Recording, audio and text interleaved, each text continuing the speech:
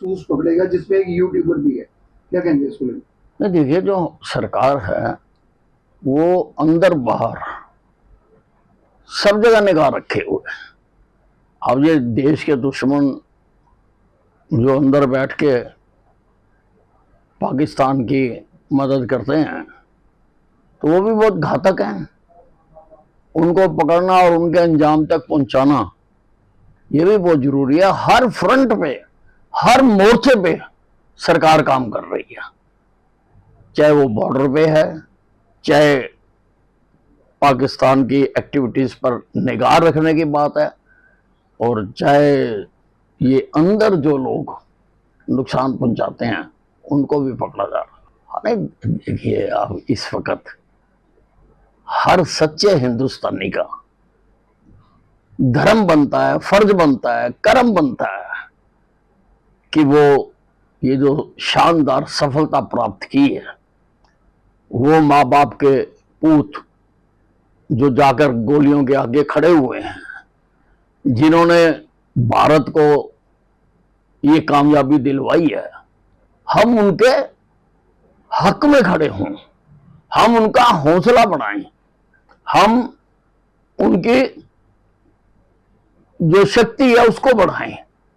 और अगर कोई उसके विरुद्ध काम करता है तो वो देश का गद्दार है। इस युद्ध के महानायक प्रधानमंत्री नरेंद्र मोदी जी ने बाबुलंद हर मोर्चे पर, हर स्थान पर कहा कि हम उग्रवादियों को घर में घुस के मारेंगे।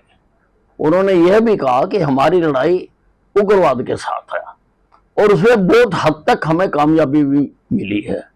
9 जो इनके बड़े बड़े अड्डे थे वो हमारी सरकार ने तबाह कर दिए हैं, और बाकियों को भी हिंदुस्तान किसी भी हालत में छोड़ेगा नहीं।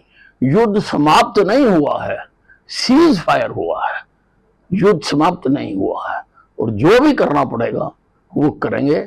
लेकिन इस उग्रवाद की यूनिवर्सिटी को, जो कि पाकिस्तान में है, आतंकिस्तान में है, उसको पूरी तरह से बंद करा के रहेंगे। नहीं, पाकिस्तान में तो जो उग्रवादी हैं वो वहां की सरकार के भी और वहां के लोगों के भी बहुत चहेते हैं, तो इसलिए वो तो उनकी रिहाई की मांग करेंगे ही, लेकिन हम जो उनके साथ करेंगे उनको छोड़ेंगे नहीं। कि बाहरले देशों में जाकर सारी स्थिति को बताना, और हिंदुस्तान ने जो पराक्रम किया है, ये जो युद्ध हुआ है ये टेक्नोलॉजी का युद्ध हुआ है। हमने, हमारी इंटेलिजेंस एजेंसियों ने स्टीक जो पॉइंट्स थे वो बताए, हमारे इसरो सैटेलाइट ने ठीक निशानों को आइडेंटिफाई किया, और हमारे हथियारों ने, चाहे वो मिसाइलें थी, चाहे वो जहाज थे, जो भी हथियार थे, उन्होंने सटीक निशाने मारे। ये बहुत बड़ी उपलब्धि है। और पाकिस्तान जो झूठ का प्रचार कर रहा था, वैसे तो उसकी झूठ की पोल खुल चुकी। वो कहता था हमारा कोई नुकसान नहीं हुआ। अब 9 हवाई अड्डों को ठीक करने के लिए टेंडर निकाला है, अगर नुकसान नहीं हुआ तो टेंडर किस बात का निकाला है? तो ये सारी स्थिति जो वर्ल्ड कम्युनिटी है उनको बताना बहुत जरूरी है। इसलिए मोदी जी ने डेलीगेशन बनाकर सारे देशों में भेजे जा रहे हैं, ताकि ठीक ठीक स्थिति का उनको बताया जा सके, प्रमाणों सहित बताया जा सके।